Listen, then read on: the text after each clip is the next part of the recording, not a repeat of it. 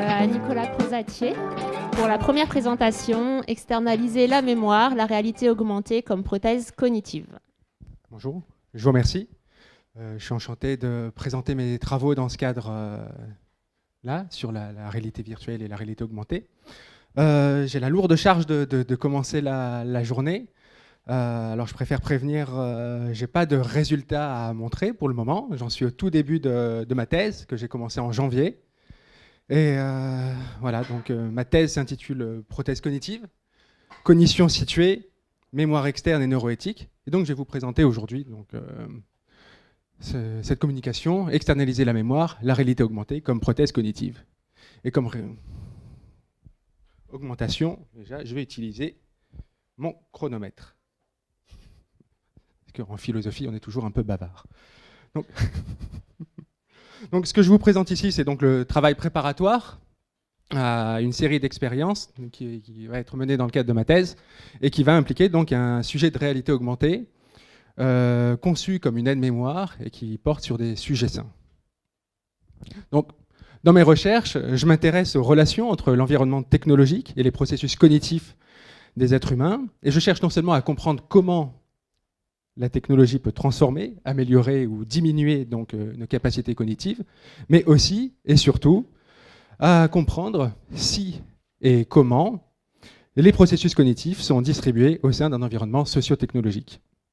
Donc j'étudie cela à travers le cas particulier de la mémoire humaine, et je prends la mémoire, car la mémoire n'est pas seulement une fonction cognitive comme le serait le cas de l'attention par exemple, mais la mémoire constitue également ce que nous sommes, qui nous sommes en tant que personne, et elle implique autant donc une capacité cognitive que l'identité personnelle. Il existe donc une littérature qui commence à croître et qui explore donc le lien entre les nouvelles technologies et la mémoire. La recherche empirique reste cependant à ses balbutiements, on en est au début.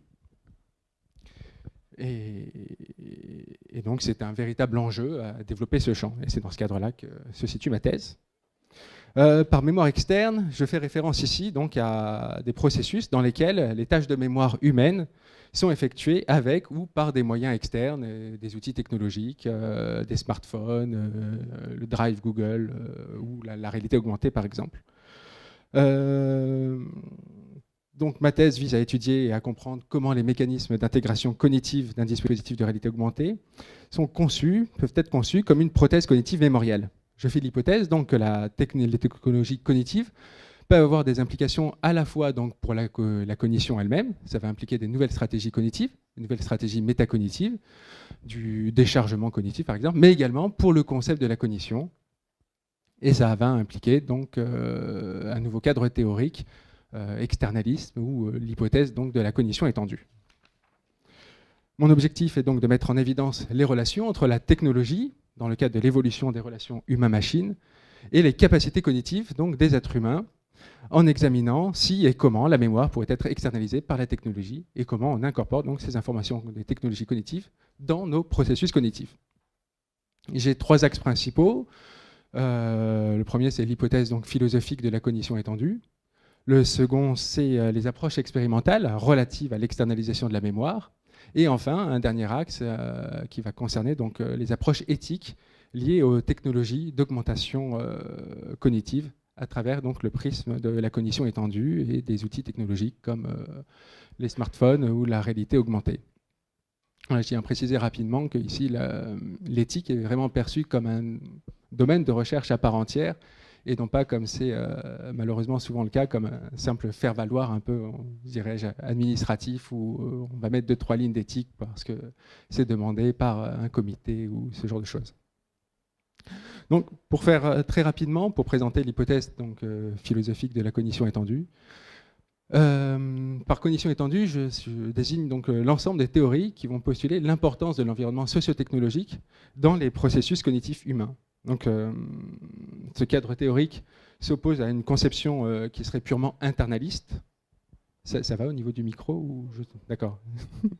Donc, une position internaliste qui considérait finalement simplement que les états mentaux, en minimisant le rôle de l'environnement dans la conduite des processus cognitifs. Donc, suivant cette hypothèse, Les processus cognitifs sont, on va les appeler hybrides, et ils sont constitués en partie par des sous-systèmes hétérogènes en partie organiques, et en même temps une série d'extensions sociales et technologiques.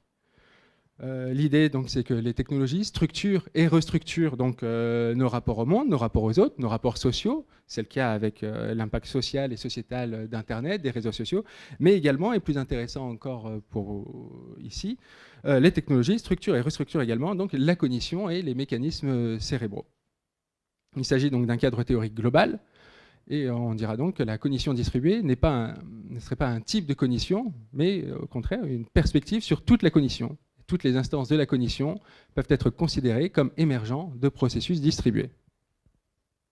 Si on veut prendre un exemple simple, on pourrait donc évoquer ce qu'on appelle les actions épistémiques.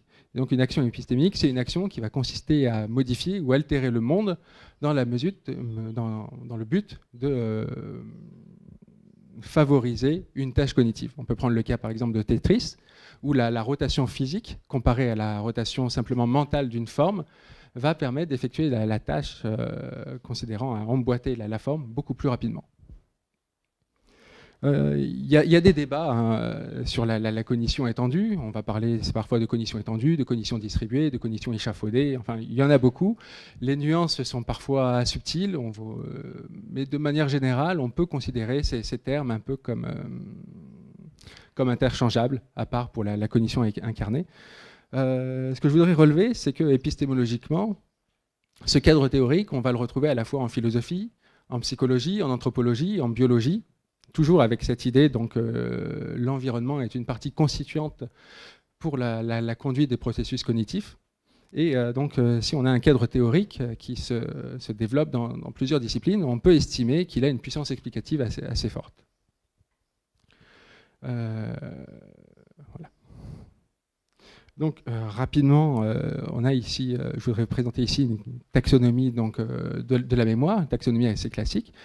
Et donc, on a deux voies qui se dégagent. La voie interne, c'est là qu'on va retrouver la mémoire épisodique, la mémoire sémantique, et la mémoire externe, la mémoire étendue, qu'on va pouvoir, donc, qui se pose comme une solution artificielle à un problème bien connu, à savoir que la mémoire humaine est faible et peu fiable. Alors, l'idée, donc, c'est de proposer donc, ce qu'on voudrait que soit finalement la mémoire, à savoir un stockage de l'information et des épisodes passés de notre vie qui soit le plus fiable et le plus exhaustif possible. Donc là encore, il peut y avoir deux voies, une mémoire sociale, dont je ne vais pas parler ici, et donc la mémoire technologique, ce qu'on va appeler des prothèses cognitives. Alors la prothèse cognitive peut avoir un but à la fois thérapeutique, c'est-à-dire remettre à niveau une mémoire qui serait finalement en deçà d'une norme de se créer la bonne mémoire, la bonne santé pour des personnes, ou alors une visée méliorative qui va consister à augmenter les capacités mémorielles des individus. Donc, dans le cadre de ma thèse et de la série d'expériences que je veux conduire, on va s'intéresser aux technologies, on va dire high-tech, avec cette idée d'avoir un dispositif de réalité augmentée. Pas beaucoup de temps, donc ça, c'est un peu un schéma concernant le mécanisme de la mémoire humaine. Alors, la mémoire, c'est un gros domaine. Et donc ici, on est dans une vision qu'on appelle une vision préservationniste de la mémoire, où on va considérer que la fonction de la mémoire, ça va être d'encoder et de stocker de l'information. Alors, il y a des débats, ce n'est pas la seule fonction de la mémoire, mais pour ce qui nous intéresse, et pour développer donc, cette prothèse cognitive, c'est cette voie qu'on va choisir. Donc on a la phase d'encodage de l'information. Et donc classiquement, on encode l'information dans le cerveau, c'est ce qu'on appelle l'engramme, et la récupération est plus ou moins automatique. Mais on peut également donc avoir un déchargement cognitif, et plutôt que de stocker une information dans ma mémoire, je vais prendre une photo, ou je vais noter l'information dans mon téléphone, ou je vais demander à quelqu'un d'autre de retenir l'information pour moi. Donc on va parler d'exogramme, la sauvegarde de l'information sera ailleurs que dans ma boîte crânienne, mais pour autant, je garde quand même quelque chose, à savoir où se trouve l'information. Dans le domaine, on parle, vous connaissez peut-être, je ne sais pas, de l'effet Google. C'est des expériences qui ont été menées avec des participants qui devaient justement apprendre des énoncés. Et ils avaient la possibilité de stocker ces énoncés dans des fichiers sur un ordinateur. Et donc, on remarque qu'il y a vraiment cette idée que quand on a cette possibilité, le cerveau va y avoir une sorte de déchargement cognitif un peu automatique. Et les participants se rappellent très bien où est l'information plutôt que l'information en elle-même. Voilà. Et donc, lors de la récupération de l'information, on a ce problème de sélection de la source, c'est-à-dire, voilà, je suis confronté à une tâche cognitive, je vais devoir me remémorer quelque chose, me rappeler quelque chose. Où est-ce que je vais chercher cette information? Soit en interne, mais alors c'est rapide, mais c'est peu fiable, soit en externe. C'est fiable, l'information n'est pas censée avoir bougé, mais par contre, c'est peu rapide. Bon, ce critère de la rapidité, il va être essentiel par la suite, je vais y revenir. Donc, voilà. Et donc, on va pouvoir ici considérer certaines choses comme étant des variables, je vais y revenir après, et également la passivité ou l'activité du sujet lors de l'encodage ou lors de la récupération de l'information. On a aussi, mais je n'ai pas vraiment le temps d'en parler, des problèmes d'illusion métacognitive qui vont surgir et qui vont être innovants par rapport à un cadre, on va dire, internaliste de la cognition et de la mémoire humaine. Donc, quand on veut considérer, il y a 4 critères qui font consensus et qui permettent de considérer que la cognition humaine peut être étendue. Ces critères donc, sont la disponibilité, la rapidité, la transparence et la fiabilité. Et ce que je voudrais montrer dans ma thèse et dans mes expériences, c'est que ces critères peuvent être pensés également comme des variables manipulables pour monter une série d'expériences dans le but de tester un peu cette hypothèse philosophique de la cognition étendue. Donc le premier critère, la disponibilité, renvoie au fait que la ressource externe doit être prête à l'emploi et que l'agent peut toujours accéder aux informations stockées. Alors je vais passer rapidement. La rapidité, l'information doit être instantanément ou rapidement disponible pour que l'agent puisse effectuer sa tâche cognitive. La transparence, informationnelle et procédurale, l'information doit être facilement accessible par l'agent et l'agent n'a pas à fournir d'efforts particuliers pour utiliser des ressources externes ni pour les comprendre. Un exemple qui parle peut-être plus facilement serait la canne d'un aveugle.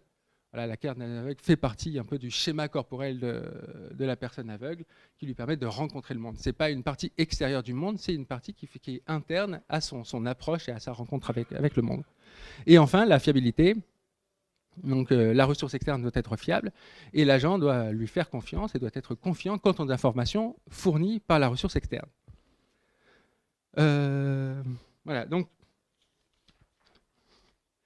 la réalité augmentée, donc le dispositif que nous avons conçu pour notre expérience, est un dispositif de réalité augmentée simulé dont la fonction est donc de servir d'aide-mémoire.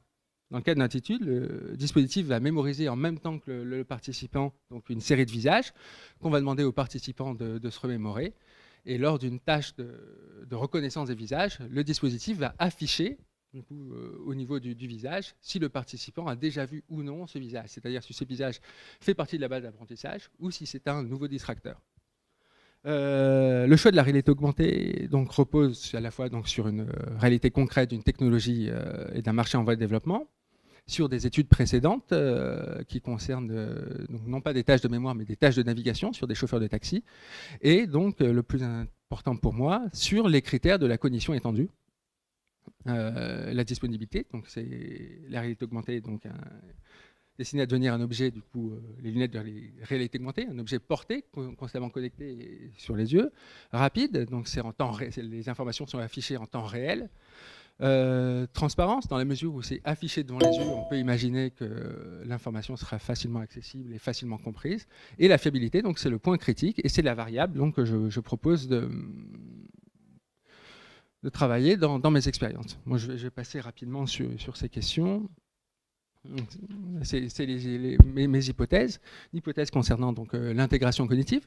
La question, c'est finalement, est-ce que les participants vont suivre les informations fournies par le dispositif? Donc, s'il y a une intégration positive, une intégration cognitive de ce dispositif, alors les réponses des participants devraient être égales aux réponses du dispositif. Et même quand le dispositif va mentir au participant. C'est-à-dire qu'il va lui dire qu'il n'a pas vu un visage qu'il a vu, ou qu'il a vu un visage qui est un nouveau distracteur. et une hypothèse concernant le jugement de confiance, avec la question de savoir si les participants font confiance ou non au dispositif.